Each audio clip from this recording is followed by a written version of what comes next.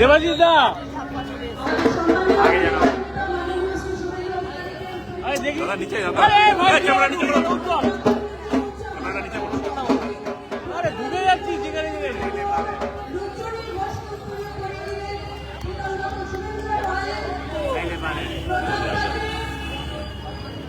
ওরাই ছবি তুলছে আমার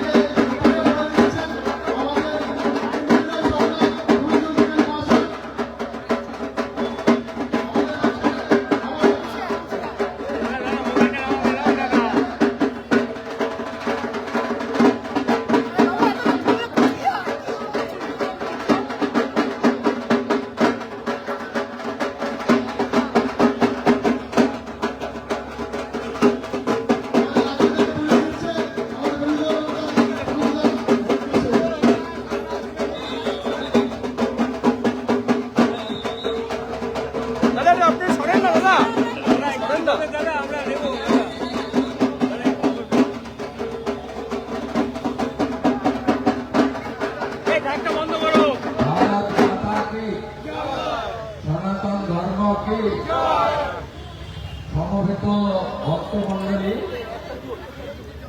গণেশ চতুর্থী বা গণপতি উৎসব নাগপুর, পুনে, মহারাষ্ট্র, মুম্বাই সীমাবদ্ধে আমরা ছবি তো গণেশ পুজো, গণেশ চতুর্থী, গণপতি উৎসবে সনাতনীরা উৎসাহের সঙ্গে সামিল হয়েছেন।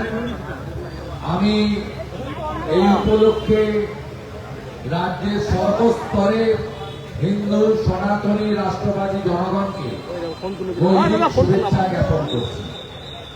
আমরা কজন প্রীতমের এবং তার সাথীদের যে পরিচালিত গণেশ উৎসব, গণেশ পুজো যা আগামীকাল অনুষ্ঠিত হবে, ইতিমধ্যে আমরা সবাই মিলে এই সুন্দর মূর্তি দৃষ্টিনন্দন ব্যবস্থাপনার উন্মোচন ঘটালাম। হিন্দু রীতি মেনে, সংস্কার মেনে আমরা জানি যে প্রীতম এবং তার সাথীরা 15 বছর ধরে এই পুজো করছে। আমারও প্রায় 4 থেকে 5 বার এখানে আসার সুযোগ হলো। আমি তাকে এবং তার সাথীদের ধন্যবাদ জানাই। একটা নাম যদিও বললাম, কিন্তু স্বামী বিবেকানন্দ বলে গেছেন, কেউ কোনো কাজ একা করতে পারে না। আমি মানে সর্বনাশ, আমরা মানে পৌঁছাস, সবাই মিলে একসঙ্গে করতে হয়। আমরা খুশি যে আমাদের সংস্কৃতি, আমাদের ভাষা, আমাদের ধর্মাচরণ একই। প্রতিবেশী ত্রিপুরা, তার সেখান থেকে ভারতবর্ষের প্রাক্তন কেন্দ্রীয় মন্ত্রী এবং লড়াকু সনাতনীদের নেত্রী, রাষ্ট্রবাদী নেত্রী প্রতিভা ভৌমিক মহোদয়া, তিনি আজকে আমাদের সঙ্গে একসঙ্গে আমরা এই শুভ কাজে হাত মিলালাম। আমি ধন্যবাদ জানাবো বর্ষিয়ান প্রতাপদা থেকে শুরু করে সাংস্কৃতিক জগতে আপসীন যোদ্ধা, অনেকেরই মেরুদণ্ড আলমারিতে রেখে বেরোন, তার শরীরে মেরুদণ্ড এখনো আছে, শক্তভাবে লড়াই করছেন, মাথা নত করেননি, রুদ্রনীল ঘোষ, তাকেও ধন্যবাদ জানাবো। আমাদের কেয়া বোন আছে, টিভিতে লড়াই করেন, প্রত্যেকদিন দেখেছেন। আমাদের অনুপম ভট্টাচার্য রয়েছেন, রাষ্ট্রবাদী প্রচারক। রাকেশ ভাই রয়েছে, হিন্দুদের স্বার্থে অন্যায়ের বিরুদ্ধে আপসীন লড়াই তিনি করেন। এবং আমাদের বিদ্যাসাগর মন্ত্রী মহোদয় রয়েছেন, যিনি জরুরি অবস্থার সময় গণতন্ত্র বাঁচানোর জন্য জেল পর্যন্ত ফেলেছেন। নিখিল জৈনজি আছেন, আরো অনেকে আছেন, আমি উত্তম কর আছেন, প্রত্যেককে ধন্যবাদ জানিয়ে আমাদের এখানে বলার কিছু নেই। একটাই কথা, মাঠ না মাঠ, মাঠ না মাঠ, মাঠেঙ্গে তো কাটেঙ্গে, মাঠ না মাঠ। এখানকার যারা আছে রাজনৈতিক ব্যবসায়ীরা, তারা হাই অ্যাপিজমেন্ট করে, তারা বলে তোমরা বাঙালি, তোমরা হিন্দি ভাষী, তোমরা বাংলা ভাষী, তুমি ব্রাহ্মণ, তুমি ক্ষত্রিয়, তুমি বৈশ্য, তুমি শূদ্র, তুমি রামকৃষ্ণ মিশন, তুমি ইস্কন, তুমি ভারত সেবাশ্রম সংঘ, তুমি ঠাকুর অনুকূল চন্দ্র, তুমি বাবা জগন্নাথ ব্রহ্মচারী। ওটা করে শুধুমাত্র নিজেদের স্বার্থ সিদ্ধির জন্য। কিন্তু অন্য লোকদের ওরা কখনো বলে না তুমি বাংলায় কথা বলো, উর্দুতে কথা বলো, তুমি বেরোলি পন্থী, তুমি দেওবন্দ পন্থী, কখনো বলে না। এই যে সনাতনীদের মধ্যে বিভাজন সৃষ্টি করা ভাষার নামে, জাতের নামে, এইটা আমাদেরকে রুখতেই হবে, নইলে আমরা বিপন্ন হয়ে যাব। আমরা 24 সালে দুর্গাপূজাতে আক্রান্ত হয়েছি, শ্যামপুরে ঠাকুর ভেঙেছি। আমরা রাজাবাজারে কালী পুজোয় আক্রান্ত হয়েছি। আমরা নোদাখালী বজবজে লক্ষ্মী ঠাকুর কোজাগরী পূর্ণিমার দিন আমরা কোজাগরী লক্ষ্মী ঠাকুর ভেঙেছি।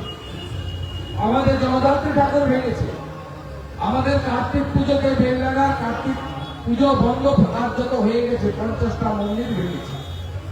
এই কাছের যোগনাথ দেবী কলেজে সরস্বতী পুজো করতে হাইকোর্টে যেতে হয়েছে ছাত্রীকে। সিপিএম পরিবার কিন্তু শুধু হিন্দু হওয়ার জন্য পশু কাটা ছুরি দিয়ে কেটেছে হরগোবিন্দ দাসকে, চন্দন দাসকে, ধুলিয়ান সাউথের ভাঙ্গে কাছের মহেশতলা রবীন্দ্রনগর পুলিশের সামনে, যাকে আমরা মাতা তুলসী বলি, তুলসী রানী, সেই হিন্দু ধর্মের তুলসী দেবী, তুলসী রানী, তুলসী মঞ্চকে তুলে ফেলে দেওয়া হয়েছে। এই পশ্চিমবঙ্গে যা স্বামী বিবেকানন্দের বাংলা, রামকৃষ্ণ দেবের বাংলা, জগৎজননী মা সারদাময়ীর বাংলা, শ্রী চৈতন্য দেবের বাংলা। তাই পাঠ না মত, ভাগ হবেন না। তা আমার কথা নয়, গোরখপুর মহন্তপীঠের মহারাজ যোগীজির কথা, আমাদের প্রধানমন্ত্রীর কথা। এক रहेगा তো সেফ रहेंगे, এক থাকলে সুরক্ষিত থাকবেন। ৪৭-এ বিভীষিকাময় দেশ ভাগে তদানীন্তন পাকিস্তান, পূর্ব পাকিস্তানে, বাংলাদেশে, আজকে যে বাংলাদেশ 33% হিন্দু ছিল, আজকে 7% হিন্দু। 51 প্রথম সেন্সাসে পশ্চিমবাংলায় হিন্দু জনসংখ্যা 85%, 11 সেন্সাসে হিন্দু জনসংখ্যা হয়েছে 73%, আর 27-এ যে সেন্সাস শুরু হবে, 31-এ রেজাল্ট আসবে, আমাদের হিন্দুদের সংখ্যা হবে 65%, আর 41-এ আমরা হয়ে যাব সংখ্যালঘু। তাই যদি ধর্ম রক্ষিত গীতার এই মহার মানিকে রক্ষা করতে হয়, মাঠ না মত, ভাগ হবেন না। এক কথা বলুন না হিন্দিতে, গুজরাটিতে, কথা বলুন না অন্য কিছু বলুন না। আমরা বাঙালি, নিশ্চয়ই মিষ্টি ভাষা বাংলা বলবো। বাংলা হিন্দি এসব করে সনাতনীরা বিভক্ত হবেন না। ব্রাহ্মণ, ক্ষত্রিয়, বৈশ্য, শূদ্র নামে সনাতনীরা ভাগ হবেন না। যদি মহাকাল উজ্জয়িনী সেজে ওঠে, যদি কাশী ধাম সেজে ওঠে, যদি অযোধ্যা ধাম সেজে ওঠে, কেদার ধাম বদ্রীধাম সেজে ওঠে, তাহলে আমার কালীঘাট, আমার দক্ষিণেশ্বর, আমার তারাপীঠ, আমার মদন মোহন মন্দির কেন সেজে উঠবে না? কেন এই পশ্চিমবঙ্গে 1 কোটির বেশি রোহিঙ্গা এবং বাংলাদেশি মুসলমান ঘাঁটি গেড়ে ল্যান্ড জিহাদ, লাভ জিহাদ, ভোট জিহাদ, ধর্ম জিহাদ করে আমাদের অধিকার কেন কেড়ে নেবে? তাই বাঁচাতে হবে। হোমল্যান্ড দিয়ে গেছিলেন ডক্টর শ্যামাপ্রসাদ মুখার্জি হিন্দুদের, তাকে বাঁচাতে হবে। আমারও বলি পাঠ না মত, এক रहेगा তো সেফ रहेगा। এটাই হবে গণপতি বাবার কাছে আমাদের মূল প্রার্থনা। গণপতি বাপ্পা